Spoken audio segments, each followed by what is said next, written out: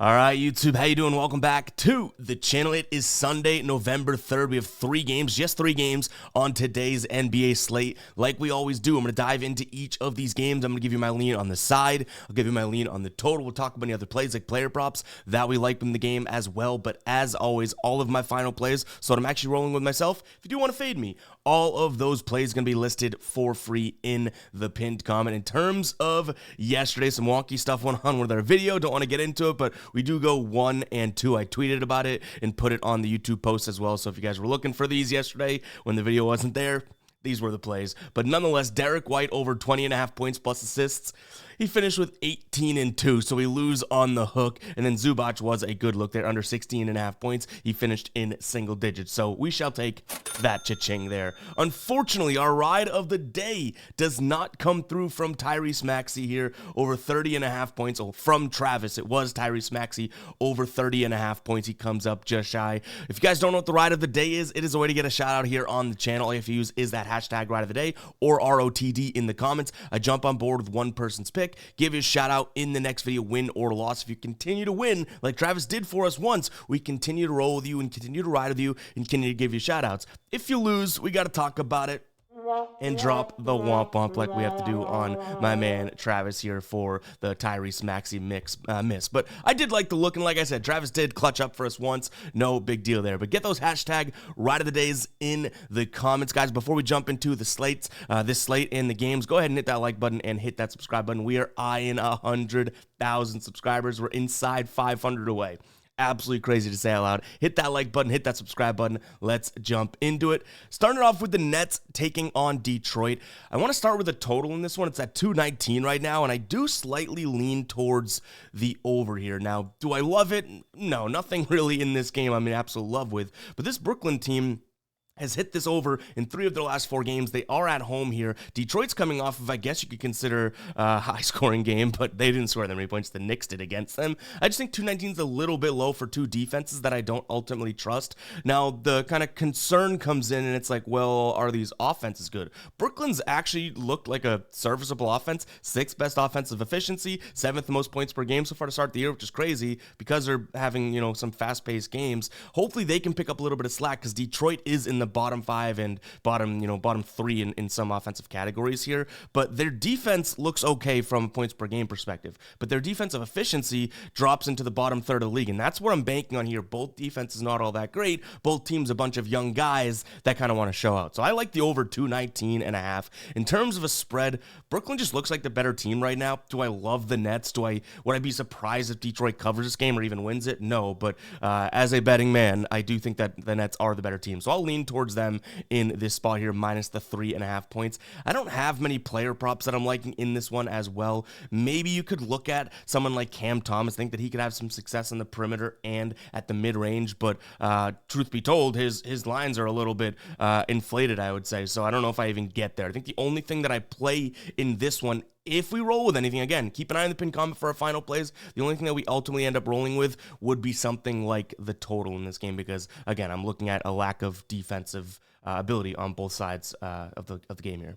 Next up, we got an interesting one. We have the Pelicans taking on the Hawks. Pelicans actually favorites in this game, and I say actually because their injury report is disgusting. Hawkins is a game time decision. Hopefully he plays for them, right? If you are on the Pelican side of things. Herb Jones, CJ McCollum, Trey Murphy, and DeJounte Murray all out for the Pelicans, and they've been without these guys. Atlanta has a really long injury report as well. Hunter, I believe, is already ruled out, but other than that, they've been playing kind of in a similar, I guess, injury report-ridden team. So 2 teams that are injured here, but I am surprised that the Pelicans come in as such strong favorites in this one. I think that that's worth noting. Like, I would put this one more around 2.5 or something like that. But the Pelicans did have that win against the Pacers. Oh, was that a couple nights ago, right? November 1st, where Miles Turner did play. So the Pacers were relatively healthy. The Pelicans banged up and they win. Atlanta's coming off of 4 straight losses. They started the season 2-0, but it was against Brooklyn and then Charlotte, and then they played OKC. It's like, okay, we understand that loss. But then they lost to Washington twice in a row, and then got beat by the Kings. So a couple of their losses are understandable, but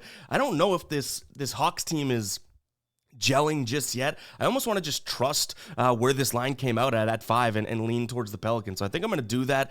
This is probably not a spot in which I'm loving because I have conflicting thoughts in my brain. The fact that total's at 231, the team that plays fast here is the Hawks, not the Pelicans. So doesn't that mean that where Vegas comes out on this one, they think it's going to be a fast-paced game, which would suit the Hawks, I guess. But the Hawks are so bad defensively that maybe Ingram and Zion and cast and crew can kind of elevate and, I guess, overtake Trae Young and the rest of the Hawks. So it is a tough spot. I understand it, but I'm going to go Pelicans and the under. It's probably going to be a spot in which if we roll with this, we roll with the player props I'm about to talk to you guys about, because I don't love the spread of the total here, and I'm just being honest with you guys. But if we do jump into the player props, I'll start with Brandon Ingram. I don't mind his over 2.5 3-pointers made.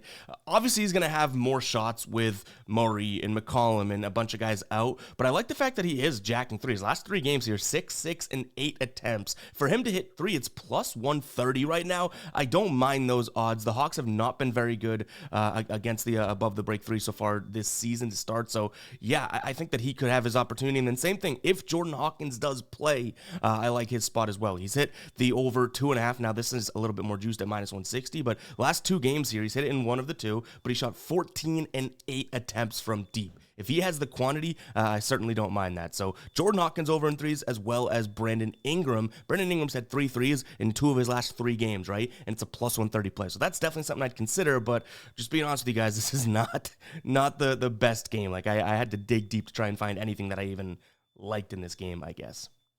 Hey, real quick, guys, before we do jump into the last game of the slate, it's Sunday. We got NFL football, and Underdog has the hook up here. 0.5 yards for Jalen Hurts. He can run for it. He can pass for it. If he gets 1 yard on the ground or through the air, you guys cash this free square. You also get up to $1,000 in a deposit bonus when signing up. So go ahead and check that out, guys. That link is in the pinned comment as well as the description. Go check out Underdog. You get that total yards free square as well as that $1,000 potential deposit match. Go check it out, guys. Link in the pinned comment. Go check out Underdog.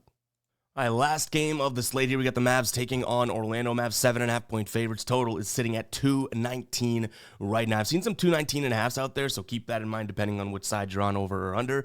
Dallas looking pretty healthy. Looks like we may, or actually, yeah, it looks like Maxi Kleber still and Dante Exum as well out. Orlando, we can't say the same thing, right? Paolo Banchero, we know, is out. Now Wendell Carter Jr. is questionable as well, so that would be a huge blow. This was a very, I guess, the outlook was good for this Orlando team, and then all of a sudden, some injuries hit them, especially that Paolo one, and then poof, it's all of a sudden their hopes and dreams seem to dissipate a little bit. But Orlando's coming off of a tough loss there to Cleveland, again, without Banchero. Dallas coming off of a loss to Houston in which they were 7-point favorites going into that one. So little interesting to note there. I don't see any reason to bet Orlando today, so I think we're going to lean towards another favorite in Dallas. A couple reasons why. Obviously, the injuries are a major factor, but you throw in a few different things. Orlando shoots from 2 places on the floor more than anywhere else. The restricted area as well as the corner 3. They're number 1 this league in terms of corner 3 frequency. Weirdly enough, Dallas locks up the corner 3. From the right corner, 29% field goal percentage allowed. From the left corner, 26.3 field goal percentage allowed. So